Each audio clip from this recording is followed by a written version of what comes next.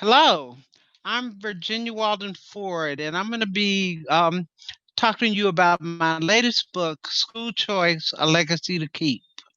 I will read a few things for you today, and hopefully we can get some questions and about the book.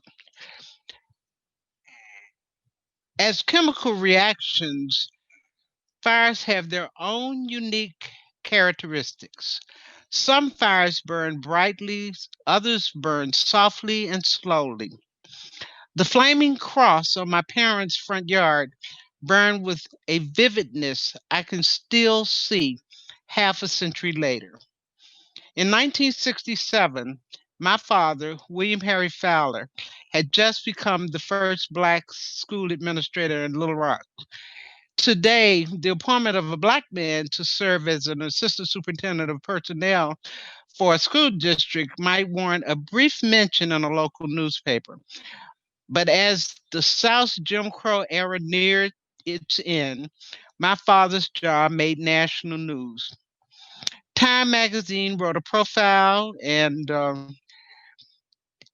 the syndicated columnist Drew Pearson wrote about my father's hiring in the merry-go-round column, which at that time ran in 600 papers.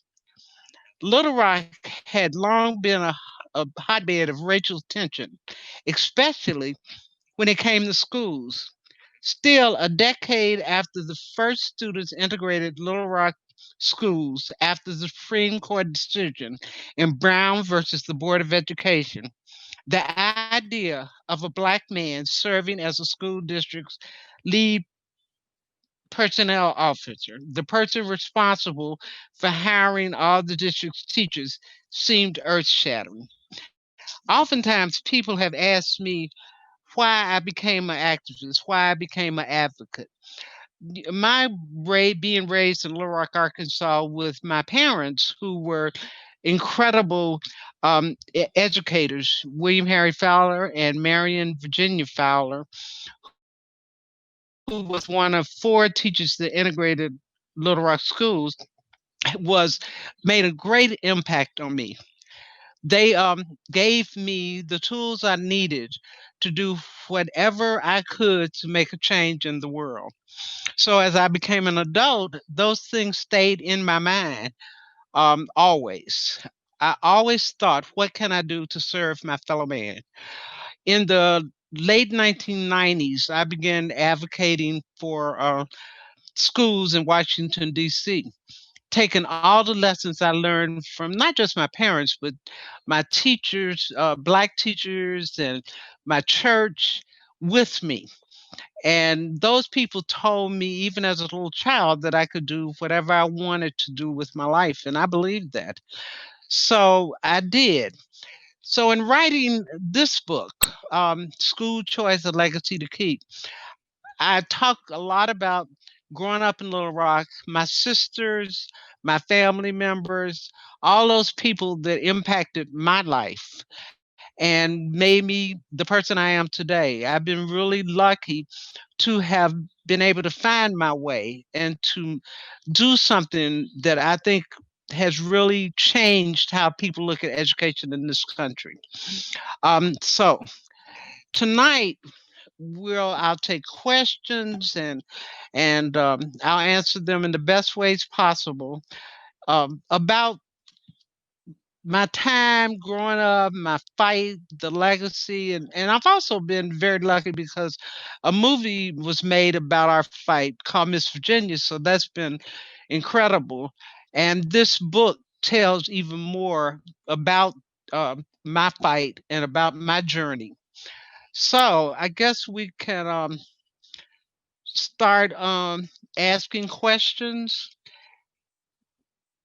if you'd like, and you can go into the chat room. Somebody just asked, how long did it take to write the book? Um, well, all during the time that I've been fighting for education reform, I'd always kept journals and notes and all those kind of things to try to keep my memory fresh as I was moving along, and basically it was for me. I wanted to remember what had happened. So as time went on, it became very clear that all of those notes and all of those ledgers that I kept should be turned into something that would be special in the world. And so it we gathered all the material together that I had written over time, and that's how we began to write this book. Gather material from my family, talking to my mom, talking to my sisters and family members.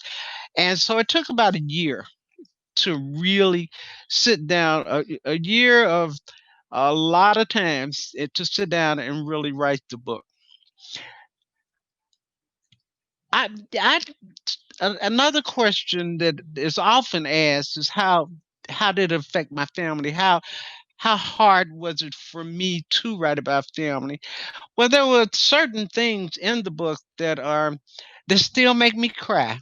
I was reading over the book in preparations for this evening, and I found tears came to my eyes when I talked about some of the family members who are no longer with us. But I have an amazing family. Not only were my parents wonderful, but my great grandfather, who was a slave and started a bakery here in Little Rock and really impacted all of our lives, really affected who I am. And but I have sisters that are teachers, and my twin sister is a teacher, and my older sister taught, and so it was not hard writing about family because I love my family and they're amazing.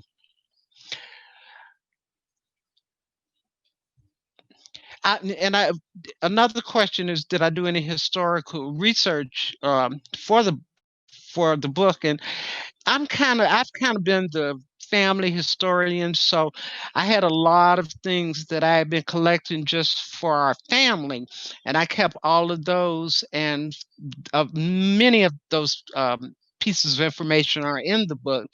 But I also talked to family members who gave me information about the past, and so that was really interesting. But I have always been a collector of memories. I love knowing what occurred in the past. I love knowing what my family has contributed, and I think that you find those things and you keep them close to you, and they make an incredible impact on who you are. So I when I put those things, decided to put more historical information in the book or more about my family in the book, I had such a wonderful beginning of the information I had collected over the years.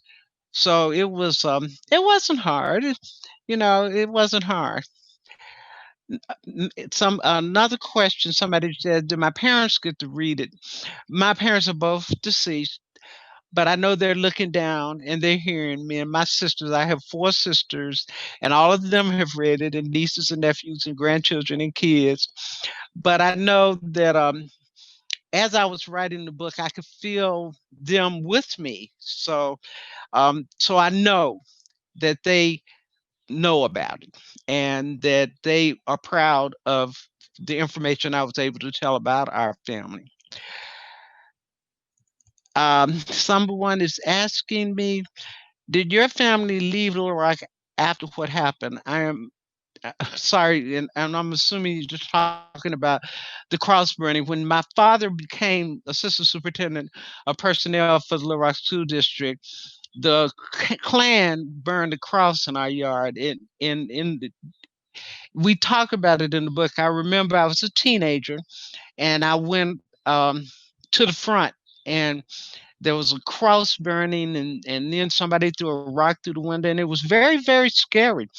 But my parents were wonderful people, and they taught us that when things like that happen, that you have to always keep in your mind that there are good people and bad people in the world. This was my mama's home, so there was no way she was going to leave. But they didn't make us afraid. We were scared that night, and it stays with me. I think about it from time to time, especially when we were writing the book. I thought about it a lot. But they told us to not let those kind of negative things affect who we are, and to, that was somebody else's problem, not ours. So no, my parents always stayed here in Little Rock, and I stayed here until I went away to college. So no, we did not leave. I never. Somebody is asking me, did I ever read any other memoirs that inspired me to be a writer? And I did. I enjoyed reading about other people, but I'm not sure. As a teenager, when I was doing that kind of reading, did I ever think about being a writer? I had a great English teacher, Hazel Bullock, in the 11th grade, that told me I could write. But, I didn't really think about it much until I got to be an adult. My first book, I wrote as a result of the legislative fight for the scholarship program for low income kids in DC. And I wrote that, interestingly enough, I wrote that because nobody else was writing about the parents that were involved, who had showed such great courage and stood up and all that, and stood shoulder to shoulder with me in the legislative fight. And I wanted the world to know. So I wrote that book. This book, I wanted to leave something to my family, to my kids, to my grandkids, to my friends and family members, and to the world. I mean, I think that the written word is how you leave a piece of yourself, your legacy. If the same person asked about the bakery. It, my great grandfather was a slave, but he was an incredible baker. And so he started baking for the slave master, and eventually he started a little bakery and charged, I guess, a little bit of money. But he saved up enough money to buy his wife and children and his two brothers out of slavery. And so he is memorialized in several places in Little Rock. And there's a in the Stevens building downtown, for those of you who live in Little Rock, there's a small plaque that talks about it. His name was Nathan Warren. Right now, I've written two books: School Choice, A Legacy to Keep, and here's another one, and Voices, Choices, and Second Chances, which was the first book I wrote. Um, what am I doing now? Um, I'm still working with parents and still talking to people around the country. Up until the pandemic, I was traveling around the country talking to parents about using their voices and about speaking up for what they believed in. And so I'm still doing that. I'm doing it virtually, but I'm trying to make it hopefully as effective as possible. Um,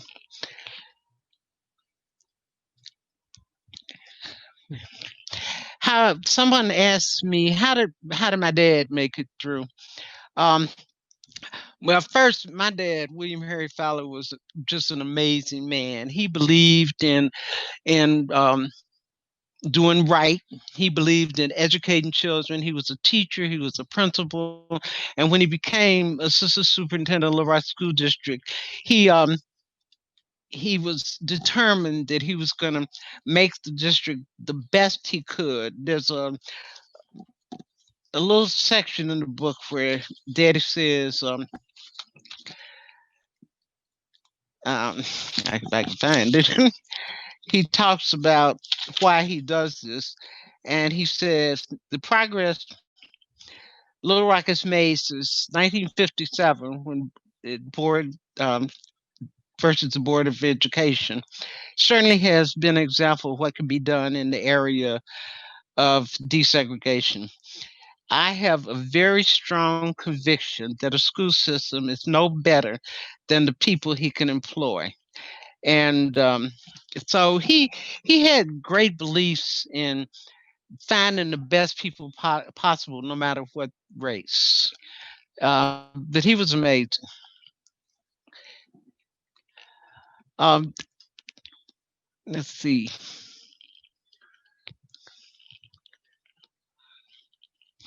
During the time, the questions are coming pretty fast, so bear with me.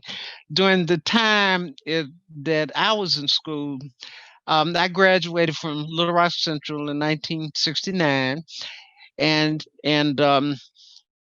during the time I was there, it was still pretty tough. We were still really fighting to find our place. I've always said for years, if they had left the kids alone, we would have been fine. But there were lots of outside influences that impacted who we were. But we understood that by going to Central, we had a opportunity to get the kind of education that would move us forward. We had been all raised in segregated schools where we got a fine education. There were wonderful teachers, but we didn't have materials oftentimes or books oftentimes. And so that was going to Central for us. I remember walking there for the first time and seeing the library and thinking, oh my goodness, I love to read.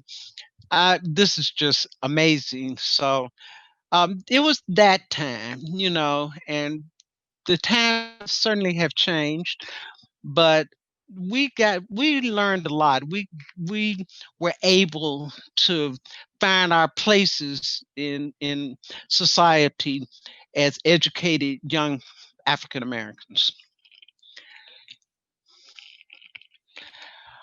Well, somebody's asking what was the school district's take on all these happened.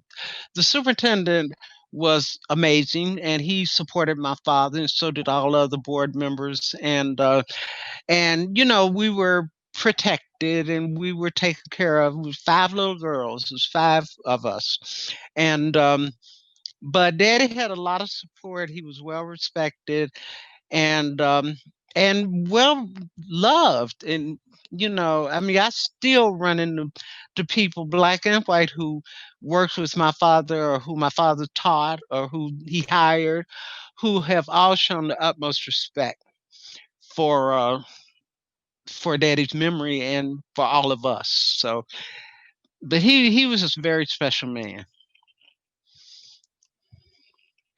um Somebody's asking what advice would I give to the kids who are struggling with the pandemic right now, and with school right now because of the pandemic.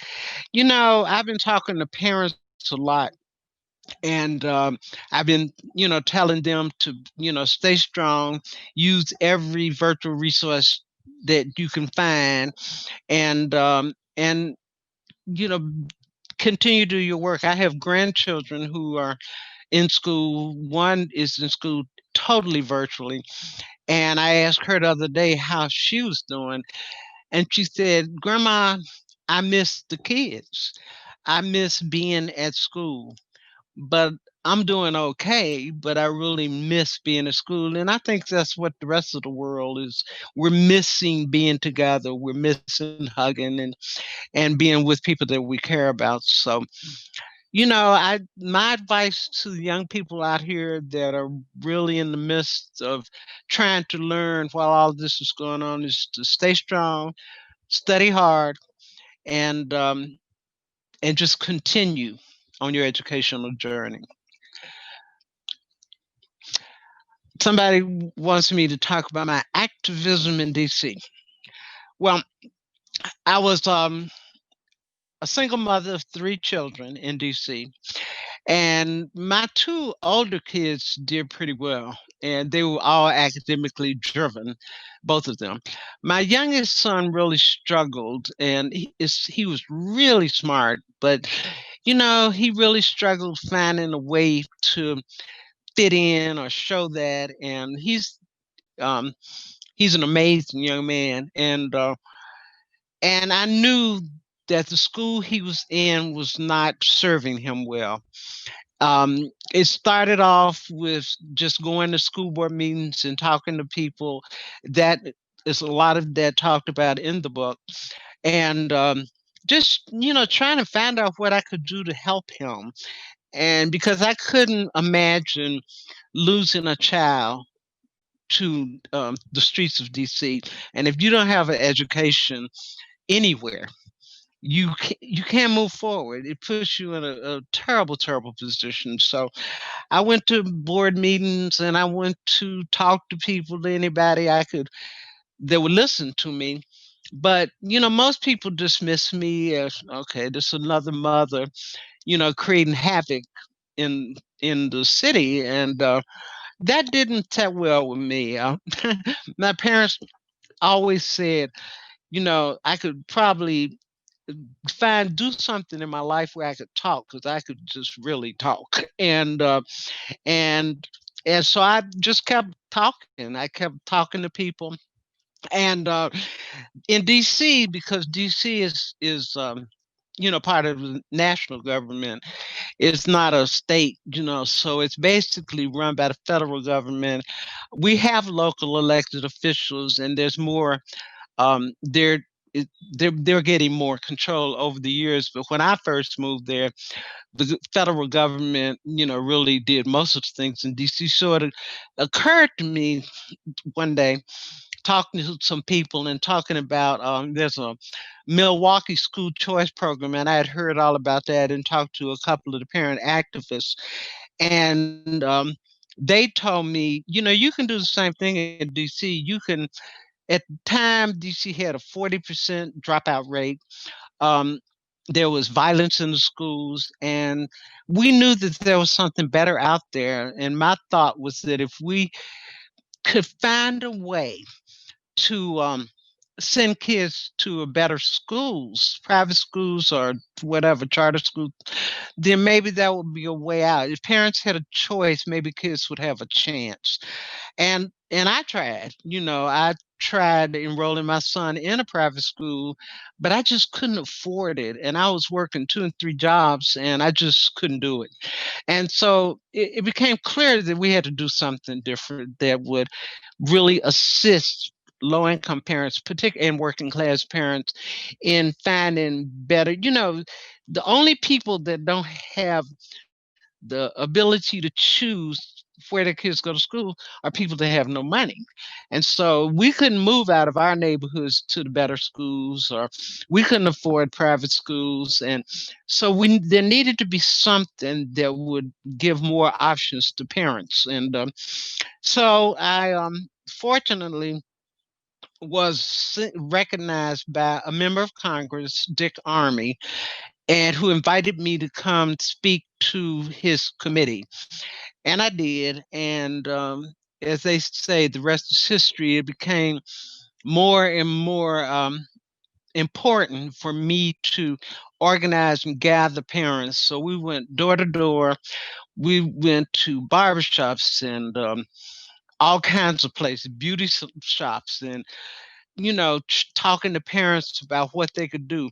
I believe very strongly that parents have to speak out for their children. If we don't become advocates for our kids, then nobody thinks we're serious. So, are the first voices that have to ring out for a child is their mom and daddies. And so, and I believed that. So I started organizing in the communities, getting parents to come and talk about meetings, going to Capitol Hill, talking to every member of Congress and representatives, the senators, and just letting our voices be heard, telling people what we needed for our kids, and that we were not going to sit around any longer and allow our children not to have the tools that they needed to get a quality education.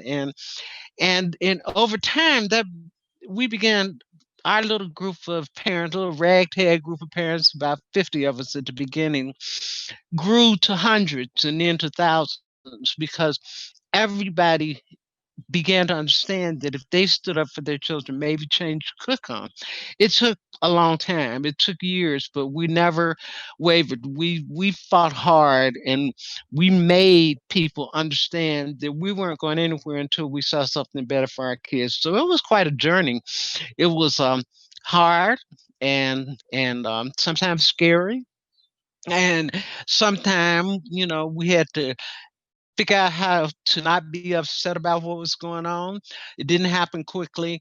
And but the one thing I used to tell parents that were walking along with us is remember who you're fighting for.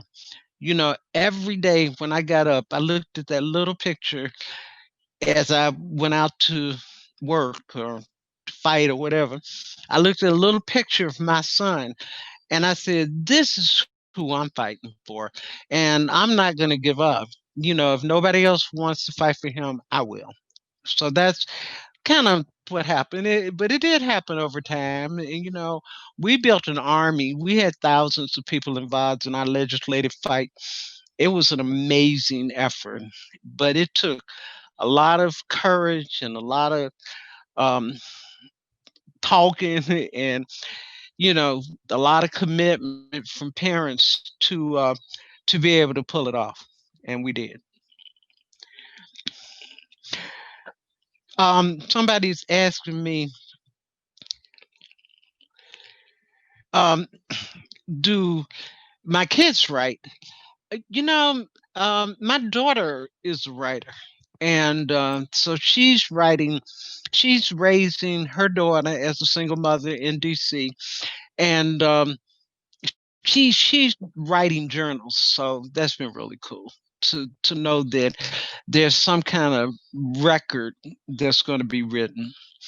The response to the book has been amazing.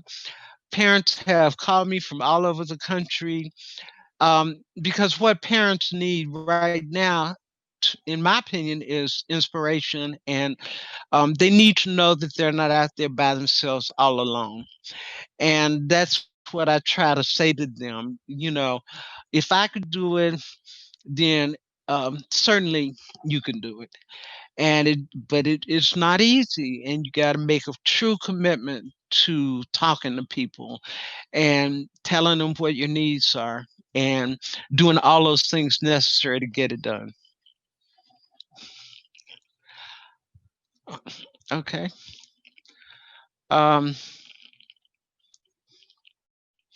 well, the first book was this book was my first book, and it was focused on telling the actual story of the DC legislative fight right after we were successful, and it gave like a page by page kind of guidebook to how to organize parents and how to get started and how to do all those kind of things. The legacy book, the new book, is pretty much covers the same period of time, but I've talked more about my parents' influence and how most of us that were, have had some influence by our parents, and how you can take that and make that into something that's very special. My parents were people who believed in serving the community, and I do too. And so this book goes more and more after the movie Miss Virginia came out. People were asking more and more questions about the legislative fight, and so I tried to answer it as much as I could in the second book. Um,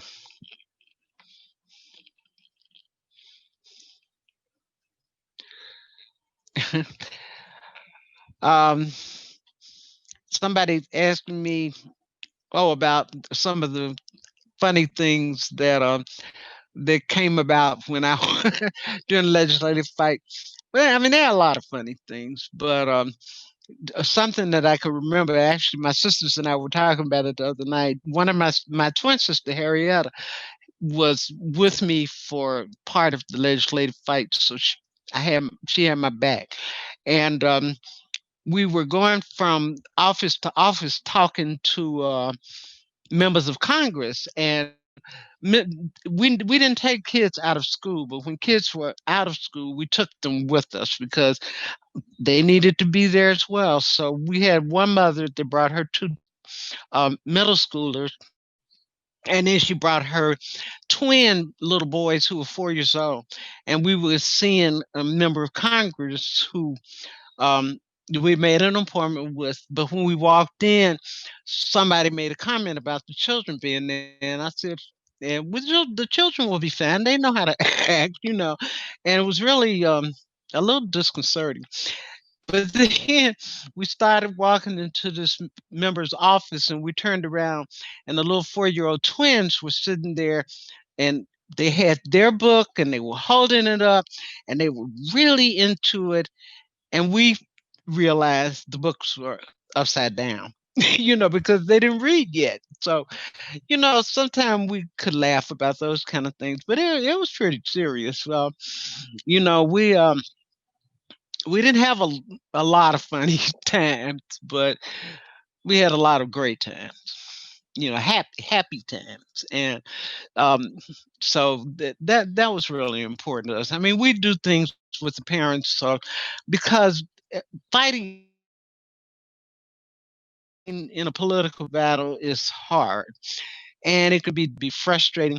So monthly, we would go to Pizza Hut or with 200 people and kids, or we go out somewhere where the kids to the park where they could have some fun and laugh, and so it was a hard fight, but it created a family.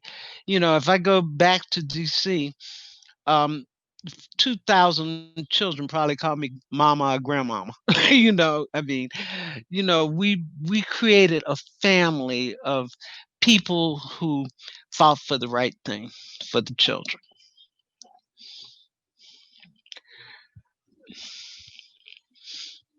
S- Someone has asked me what are my biggest concerns with respect to education right now.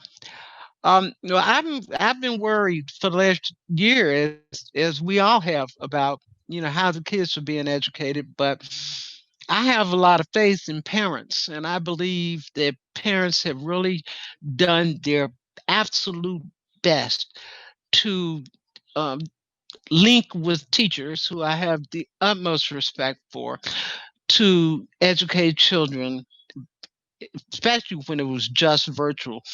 And I have a teacher at my church, and I think she's just amazing in how she's tried to be there for the children and for the parents. I think this has been a tough year for kids, but kids are resilient, and will come back even bigger and better and stronger, as long as parents have an option to put their children in schools that work the best for them. So I think we're gonna be okay, you know, and I think kids are gonna be okay. Somebody's asking me what the greatest differences of the DC school district and Little Rock school district. Well, Washingtonians are, are different. DC is a very transient city, so there's a lot of people from a lot of places, a lot of people from the South. Um, you know, During the days I was growing up here, in public schools, my parents were teachers and administrators, and so I thought I got a really fine education. And I think we have an opportunity to continue to do that again, but I think it's tough. I think, there are so many problems that people don't even know where to start here and in DC. And but I know that smart, wonderful people who care about children will make decisions that are in the best interest of the children. So the jury's still out on how I feel about um, what's happening with Little Rock. I want to see us do the best we can. I know my dad and my mother both looking down and trying to subtly give advice to everybody about what to do to make sure our schools are the best we can possibly have. So I But DC is a big city. Well, this is a different kind of school system. Schools are spread out. It looks more like a big city school system. Where Little Rock is, there's more lovingness and people that are just different. They're different. I'm not even sure if you can compare them. Um,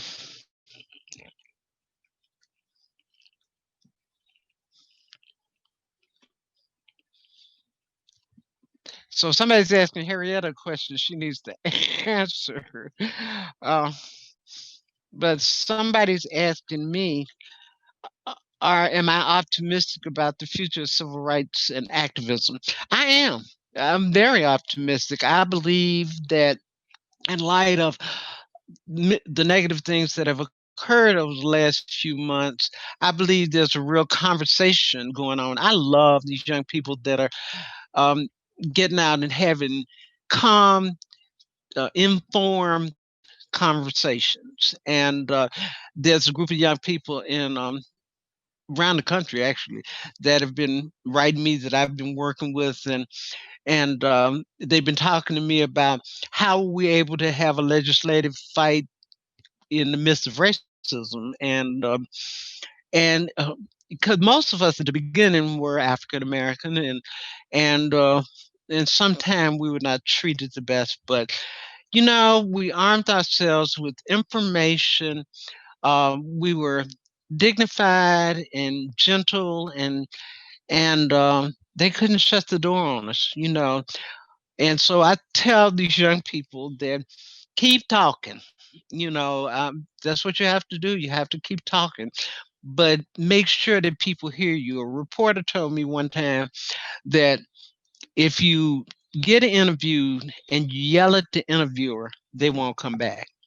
But if you get interviewed and you speak with eloquence and information, they'll keep coming back. And I found that to be very true. So I'm optimistic about the world. I think there's some wonderful people that are standing up and speaking out. What was it like having a movie named about you? Um, yes, it was weird.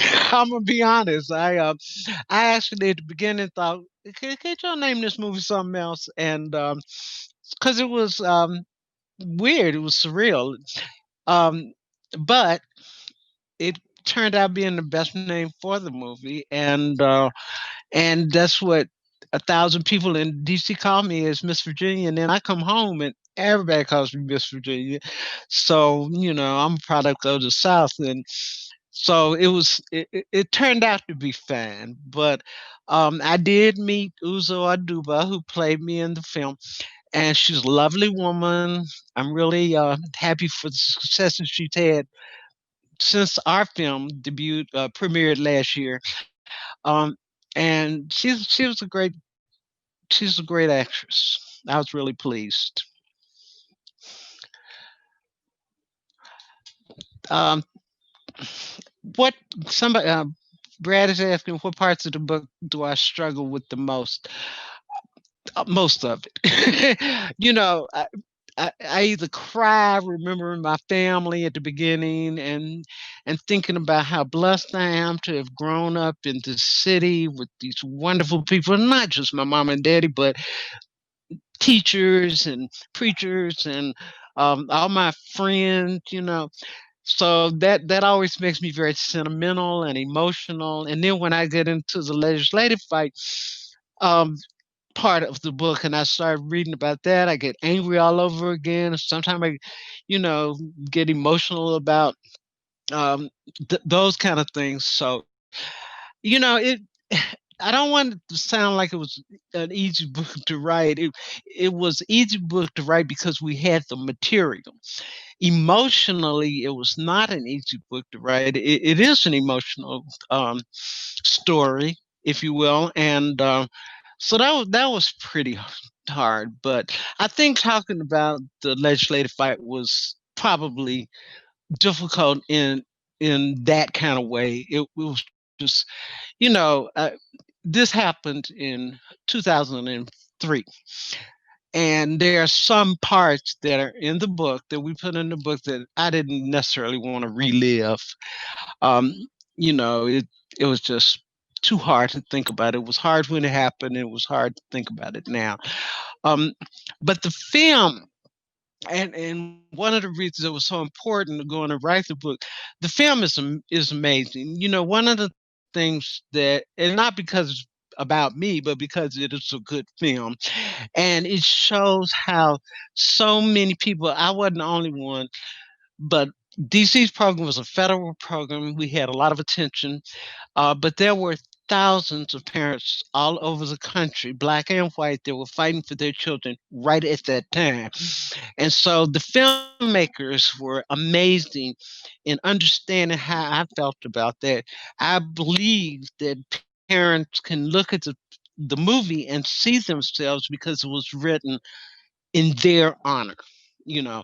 So, but it does talk about my journey, and and that's okay. But I'm a part of this wonderful group of parents that, you know, were also doing the same kinds of things during that time. And they did a really good job. I really appreciated how they portrayed us, you know, in the movie. And and even my son likes how he was portrayed. He actually, this is funny. He actually said that when he saw the movie for the first time, he came out of the movie. He said, "Yeah, ma, that was pretty good." He said, "But I was way worse than that, wasn't I?" And I said, "Yeah, honey, you were way worse than that." They made him look way better than he was. So it's been a good journey, but it's a story for parents. It's a story for people who want the best for their kids. It's a story for people who can't even imagine the bigness of getting out there and fighting for their kids. It it's we wanted I wanted that to be an inspiration to those parents, to all the parents who say, "I can't do that, Miss Virginia," and I say, "Yeah, you can, because I did it," and and so did 2, 3,000 other parents in Washington and many thousands around the nation. Uh, I can. So I am going to. There's a lot of good questions, and I appreciate your asking questions. So I'm gonna, but I want to read a little bit more. Um, uh, this that I found really that I wanted people to hear, that I wanted people to see, and wanted people to hear. Um, okay, much has been written about the fight to bring school choice to our nation's capital, but I was able to witness it firsthand through every setback, breakthrough, victory, failure, and redemption. And I know that the true story of school choice for Washington, D.C. children centers around thousands of families, low income moms, dads, grandparents. It also centers around students that many had counted out, but given the chance to learn, have risen to achieve great things. So many incredible elected officials and advocacy partners help bring this story to life. But without the parents of DC, the story never could have been told because it never would have happened. This book tells the stories of those families. Although this is not strictly an autobiography, it does include events in my life. It is also my story based on my recollections. This book is the story of a girl who loved her mama, daddy, and sisters, grew up in the segregated South, became inspired by her parents' commitment to education and equality. And when it came to her own children's education and that of so many other families, was determined to extend her family's legacy of advocacy and service. You know, that's what this book is about. And I think that as people read it, they'll be they'll you'll see that this is not just my story, it's every parent's story, it's everybody's story, everybody. um when I left DC and I said goodbye, I realized a couple of things. First, I thought, had I left unfinished business? No, I had done my part, tiny though it may seem in a whole big giant scope of life. For my own children, I would have done anything to give them opportunities in life, the same opportunities my parents and ancestors had struggled to give our family. When I saw injustice, I had fought against it, just like mom and daddy had done decades before. When I saw doors closed to me or to others because of our race or income, I had joined with other parents to open those doors and encourage children to run through them and seize opportunity. And through it all, I stayed true to the principles that my parents had taught me. Chief among them, the importance of kindness, compassion, and love. For if they taught me one thing that I will never forget, it is this: to open minds, to open doors, and to make changes, you must first open hearts. As I headed back to Little Rock, I came back here about 11 years ago. I didn't know what the future held for me, but I knew that if I helped open just few hearts of my own, the legacy my family had entrusted with me would indeed carry on. So that's why this book was written, you know, um, and that's really been important to me. That this is the legacy to not just my children and grandchildren and nieces and nephews. This is a legacy to every parent that's ever wanted something great for their child. Um, Somebody's asking me, is the film streaming? It's on Netflix, and BT shows it about um, once a month. And you can get it, on Amazon Prime, Amazon Video, and it's still streaming on several hundred streaming venues. So yeah, but it's on Netflix, and it also just premiered in the movie just premiered in UK. Um, so now we're global. So, and it's a story that needs to be told.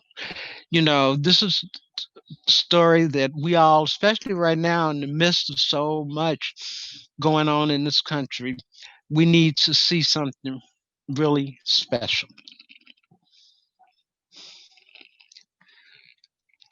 What is the biggest misconception about my life? Um, I'm not sure. One of the things that I've struggled hard to make sure that people understood is that there were a lot of people that became big supporters and helped me along the way. I remember telling the filmmakers, I don't want anybody to think I did this all by myself. I did it with many people around standing with me and offering input into what to go, or where to go, or what to do. Um, and, you know, so I think that that's something important. A lot of parents have said to me, you were bigger than I am. You were already doing some, and so that's why you were so successful, and that's why they made a movie about you. But the reality is, I was a single mother raising three kids, working two jobs in Washington, D.C., living in a community that was a working class and low income community and struggling to make it. And that's the reality. So if I can do it, you can do it. Um, I just want to encourage people to read the book. I mean, it may help inspire you to be able to fight for something that you truly believe in. You know, I appreciate all the support I've gotten from everybody, from the Six Bridges Film Festival folk. I really appreciate being here because I think it's so valuable to say to the world, if you can do it, if I can do it, then you can certainly do it. And I think that is the biggest message that we want to give out. I love you all, and that's who I am. Thank you.